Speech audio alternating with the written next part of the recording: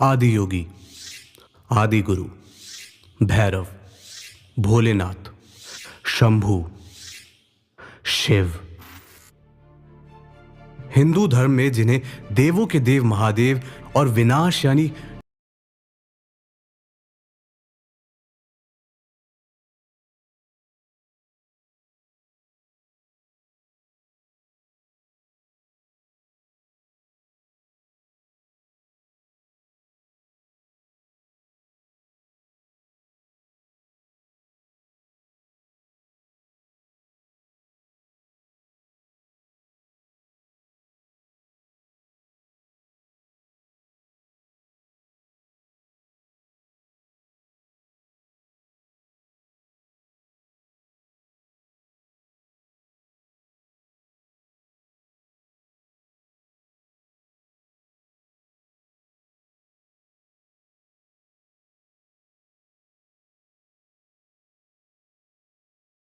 लेकिन हिंदू धर्म में कहा गया है कि जिस चीज की शुरुआत हुई है उसका अंत भी होना निश्चित है।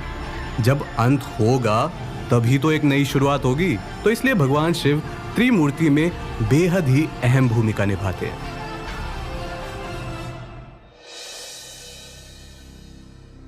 वहीं शक्ति की बात करें तो शिव शक्ति के बिना अधूरे हैं और शक्ति शिव के बिना। शिव और शक्ति को साथ में आना he is the rule of the nature. वहीं शक्ति की बात करें तो हमारे पौराणिक कथाओं में यह भी कई बार बताया गया है कि शक्ति शिव से भी कई ज्यादा पावरफुल है।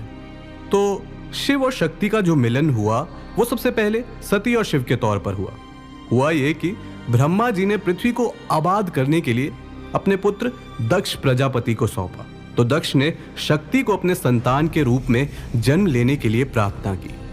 इस तरह माता पराशक्ति ने सती के रूप में अवतार लिया।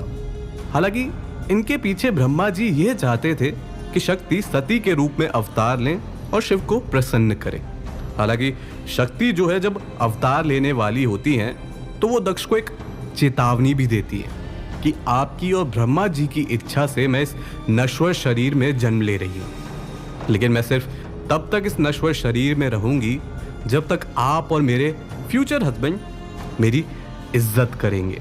तो हमारे पुराणों में शुरुआत से ही दिखाया गया है कि शक्ति की भी अपनी एक पहचान है। इसका मतलब ये नहीं है कि शक्ति जो है पुरुषों से नीचे या कहूं सेकेंडरी है। नहीं, शक्ति की एक पहचान है।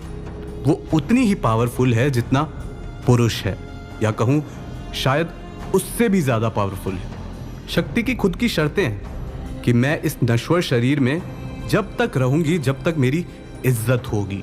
उसके बाद शक्ति जो है माता सती के रूप में जन्म लेती है। हालांकि उस वक्त दक्ष बेहद खुश होकर मन ही मन तभी से अपनी पुत्री सती के विवाह की कल्पना करने लगा कि मेरी पुत्री का विवाह किसी बेहद खूबसूरत और शान शौकत में होगा। लेकिन नियति को तो कुछ और ही मंजूर था।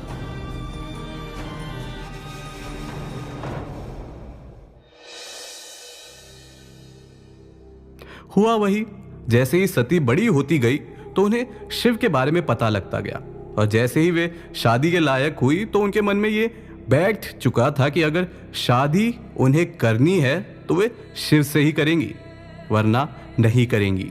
लेकिन सती के पिता दक्ष नहीं चाहते थे कि उनकी बेटी का विवाह शिव से हो।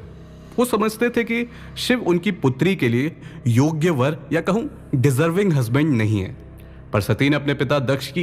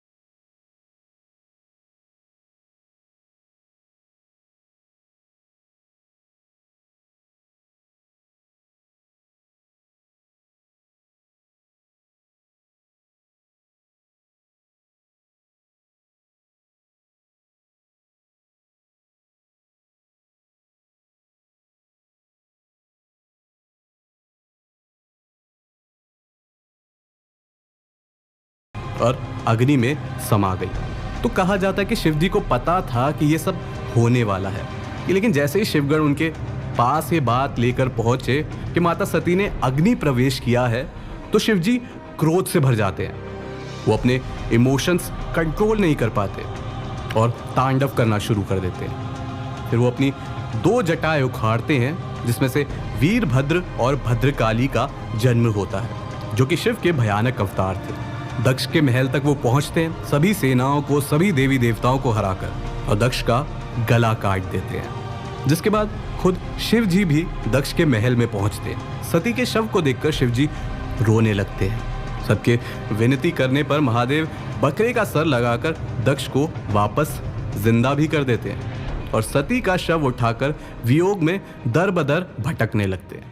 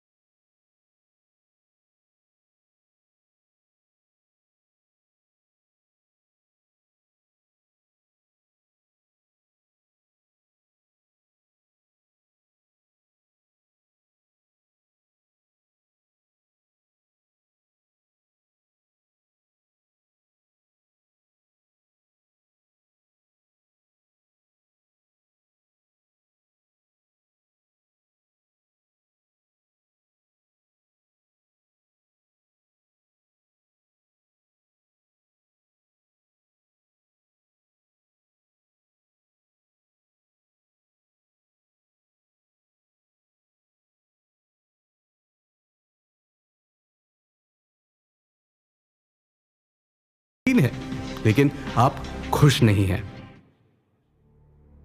हालांकि इसमें जो है शक्ति सिर्फ अपने बारे में ही नहीं सोच रही, बल्कि धरती के बारे में भी सोच रही है। वो कैसे?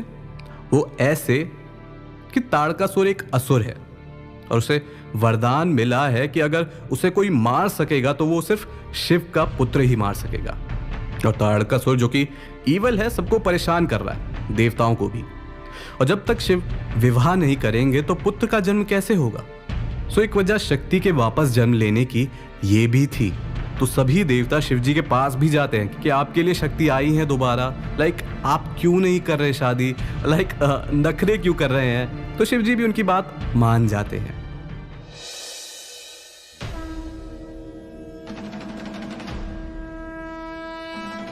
एक और इंटरेस्टिंग इवेंट ये हुआ था जब शिव जी की बारात जा रही थी। उसमें सभी देवी देवता थे, संत थे, राक्षस थे, भूत प्रेत थे। अब शिव जी तो ठहरे तपस्वी, मुंह नहीं है किसी चीज का, सीधा साधा जीवन जीते हैं। तो वो क्या करते हैं? अपने ऊपर भस्म लगा लेते हैं, कंकालों की माला पहन लेते हैं, सांप वगैरह अपने ऊपर टांग लेते हैं। जैसे हैं वो वैसे बनकर जाते हैं। तो पार्वती की जो माँ होती है मैनावती, इंटरेस्टिंगली उन्होंने शिव जी को नहीं देखा है। उन्होंने सिर्फ सुना है कि शिव त्रिलोक के स्वामी हैं, शिव महादेव हैं, सब उनकी पूजा करते हैं। सो उनके मन में एक अजम्पशन बन गया है कि मेरा दामाद काफ़ी सुंदर है, काफ़ी अमीर होगा। तो बारात आती है और मैनावती हाथ में थाल लिए इंतज़ार कर रही होती है। पहले संत लोग आते हैं। मैनावती नारद मुनि से पूछती है, क्या ये शिव हैं? नारद मुनि कहते हैं नहीं। फिर देवतागण आगे आते हैं। मैनावती फिर पूछती है कि ये शिव हैं क्या? नारद मुनि कहते हैं नहीं। फाइनली कुछ भूत प्रेत आने लगते हैं, जिसके बाद शिव जी खुद आते हैं। भस्म लगाए हुए हैं, नंदी के ऊपर बैठे हुए हैं, मृग छाल पहना हुआ है, सांप टंगे हुए हैं। तो मैनावती उन्हें देखकर डर जाती है और बेहोश हो जाती है।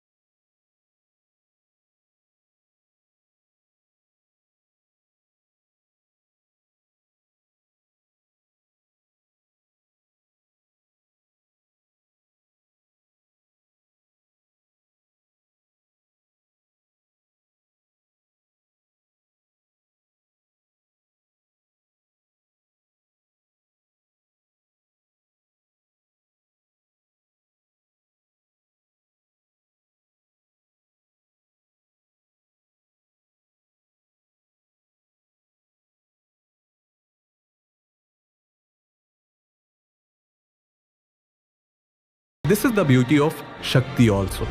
वो कहावत है ना, ये दुनिया की सबसे अलग प्यार की कहानी है, जिसमें महल की रानी वैरागी शिव की दीवानी है।